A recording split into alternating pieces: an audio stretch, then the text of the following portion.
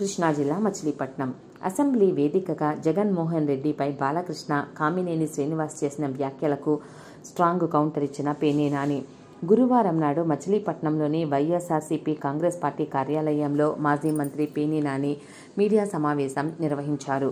అనంతరం ఆయన మాట్లాడుతూ, ప్రజల కష్టాల గురించి మాట్లాడటం చేతకానోడు అసెంబ్లీలో జగన్మోహన్ రెడ్డి గురించి మాట్లాడుతున్నాడని ఆగ్రహం వ్యక్తం చేశారు. 80 ఏళ్లు మీద పడిన కామినేని శ్రీనివాస్కు ఇంకిత జ్ఞానం లేదని అన్నారు. పవన్ ఉప ముఖ్యమంత్రిగా హెలికాప్టర్లలో తిరుగుతుండటం బాలకృష్ణ చూడలేకపోతున్నాడని ఎద్దేవా చేశారు. తన బావతో సమానంగా పవన్ జామర్ కార్లతో తిరుగుతుంటుంటే తట్టుకోలేకపోతున్నాడని అన్నారు.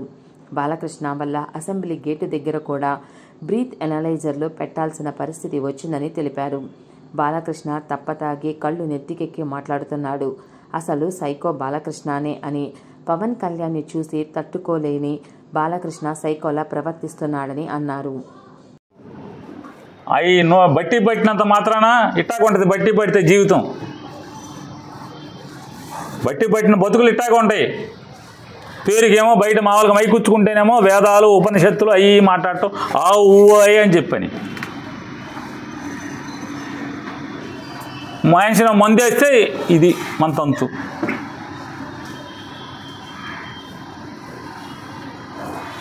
కామినేని శ్రీనివాస్ చిరంజీవిని పొగుడుతున్నాడు. ఆకాశానికి చెగుతున్నాడు చిరంజీవిని. చిరంజీవి ముఖ్యమంత్రిని రంకెలేస్తే జగన్ బయటికి పరిగెత్తుకొచ్చాడు అని ఆకాశాన్ని లేపితే ఈయన ఉండబట్టలేపాడు.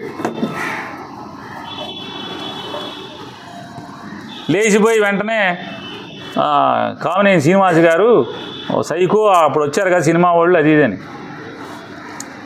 సాక్షాత్తు బాలకృష్ణ నాతో ఫోన్లో మాట్లాడాడు.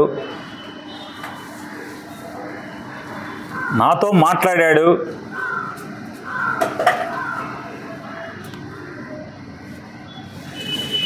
మాట్లాడాడే చెప్తున్నా. నాకు జన్మనిచ్చిన నా తల్లిదండ్రుల మీద ప్రమాణం చేస్తున్నా, నువ్వు చేయి నాతో మాట్లాడలేదని చెప్పాను. మీ అమ్మ నాన్న మీద మాటకి చెప్తారు కదా. అరే ఎన్టీ రామారావు గారు, బసవతారకం గారు ఎంత క్యారెక్టర్ ఉన్నవాళ్ళు, ఎంత సంస్కారవంతంగా బతికారు వాళ్ళు, ఎంత సంస్కారవంతంగా బతికారు. వాళ్ళ కడుపును పుట్టి ఈ రకమైనటువంటి నీచపు మాటల అసెంబ్లీలో. పోనీ ఎక్కడో ఒకటి కూర్చుని చీకట్లో మందేస్తా మాట్లాడామంటే అది వేరు.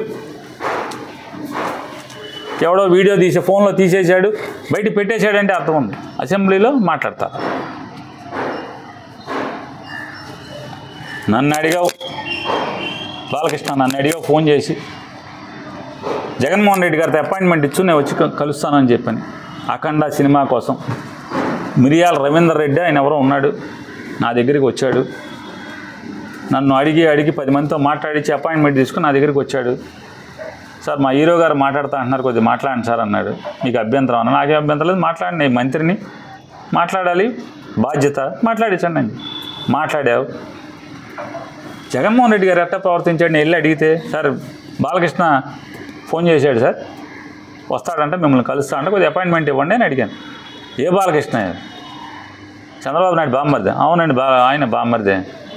మన దగ్గరికి ఎందుకు, ఏంటి పని ఏంటి అంటాను. అఖండ సినిమాకి లీనియంట్గా ఉండాలంట. వాళ్ళు బ్లాక్లో అమ్ముకుంటారు టికెట్లు, ఎక్కువ షోలు వేసుకుంటారు, బాగా సినిమాకి ఎక్కువ ఖర్చు అయిందంట. మామూలుగా బడ్జెట్ 45 కోట్లు ఎంతో అనుకుంటే అది ఆ డైరెక్టర్ వల్ల అంటే ఎక్కువగా అమ్మారని చెప్పని రేట్లు ఎక్కువగా అమ్మారంట. ఎక్కువగా అమ్మటం వల్ల దాన్ని 70 కోట్లకు తీశారంట. కాబట్టి అమ్మపోతే సినిమా బాగా తీసాం, బాగా వచ్చింది, మంచి సినిమా తీశాను కాబట్టి చూడండి పొమ్మని అడుగుతున్నాడండి.